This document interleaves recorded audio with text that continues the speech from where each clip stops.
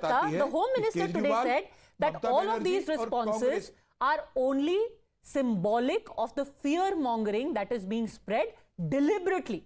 In his words, he said this is appeasement and vote bank politics, your party included. Basically spreading the narrative, like a lot of people criticize, saying that, oh, about Rohingyas, the narrative was, the Muslims are coming, the illegals are coming. Now it's the reverse. Now the narrative being created is all these Hindu refugees are going to come and take over India. No, look, my leader Mamata Banerjee, first of all, I want to just say to all your viewers, if you're not aware, that she has met with an accident. There's a deep cut on her forehead, and we all pray for her swiftest possible recovery. But coming back to the topic, Mamata Banerjee has clearly said that we will not allow implementation of CAA in Bengal. And why?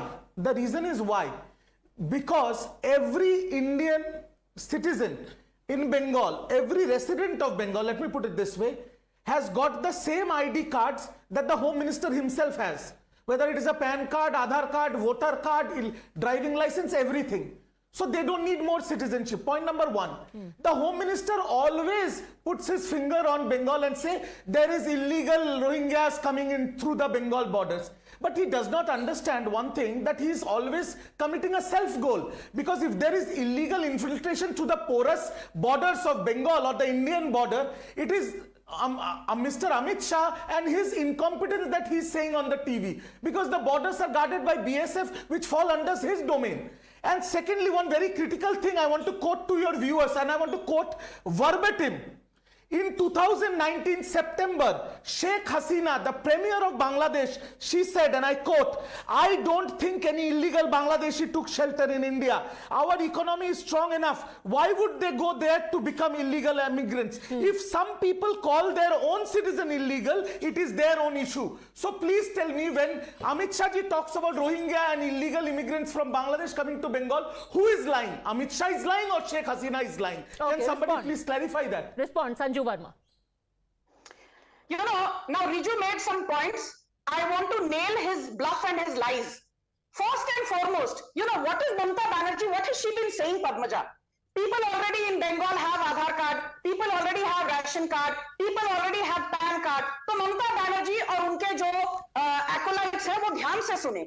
The government is on record saying Aadhaar is not a proof of citizenship. Aadhaar is only a proof of identity and residence. Ration card is not a proof of citizenship, and PAN card is issued by the Income Tax Department and is an additional source of proof of identity or residence, but not a proof of citizenship.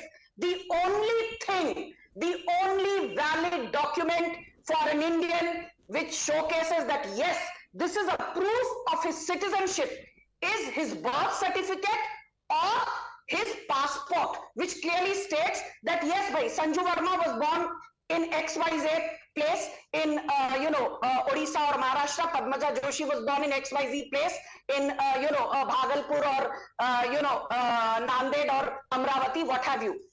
Now, when an illegal Rohingya comes into India, it is very easy for him to get an Aadhaar card thanks to Mamata Didi. It is very easy for him to get a ration card thanks to Mamata Didi. It's very easy for him to get a PAN card thanks to Mamata Didi. Okay. But Mamata Didi does not have the right to give him an Indian passport. So भैया वो illegal Rohingya Indian citizen कैसे बन गया? आधार card से आप Indian citizen नहीं बनते. Riju, please have some basic idea and basic knowledge of what citizenship means. And let me just a second. By the way, quote to you a January 2018 report where central agencies wrote to the Union Home Ministry alleging that the ruling Trinamool Congress in West Bengal has not only flouted federal policies by facilitating the entry of Rohingyas from Myanmar into the state, but are sheltering them. This was a letter, Riju Datta, that was written to the Home Ministry by central agencies. They said that the BSF has foiled multiple attempts by Rohingyas to enter the country, and in the past 2 months, the BSF pushed back 3 teams of 10 to 12 Rohingyas who were being smuggled in from Swaroop Nagar and Bongaon into North 24 Parganas. The point is that Rohingyas are being aided, or so is the charge of the Home Minister and the BJP, but these other victimized minorities are being villainized. Riju Datta. Can I? Yes, thank Yes. you.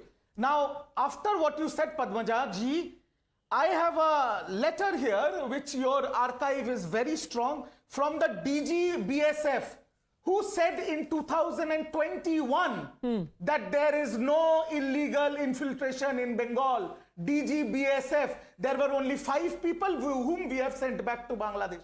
DG BSF. Now, Sanju ji said, and correctly and rightly so, that your idea of a citizenship is birth certificate and passport. I know this was coming up, so I have got some stats here. 8% of voters in Benares of Narendra Modi's constituency does not have a birth certificate because their birth was in home. They do not have birth certificate. And 17% of voters of our honorable Prime Minister in Benares do not possess a passport. So What's your are you point? saying that these 8 and 17% of voters of Narendra Modi are not citizens of India? Sir, I did not If have a you are a passport voter, if until you I have a was voting 23 card, years then old, I'm but that Bengal. doesn't mean I wasn't a citizen. Correct. So according to Sanju Verma, you are not a citizen. According to Sanju Okay, Verma, very you are quickly, not. Sanju I'm Verma not respond. saying Then this. I want to really, And I want to more get in importantly, Kamruzaman coming to Chaudhary Bengal. also. Very quickly One respond. second, let me finish. Sanju ji, I'll take. Okay, let him finish. Let him finish. He's making a point. Let him finish, and then I'll come to you, Sanju Verma. Let him finish his point. Yes. 10 seconds. 10 seconds. Thank you.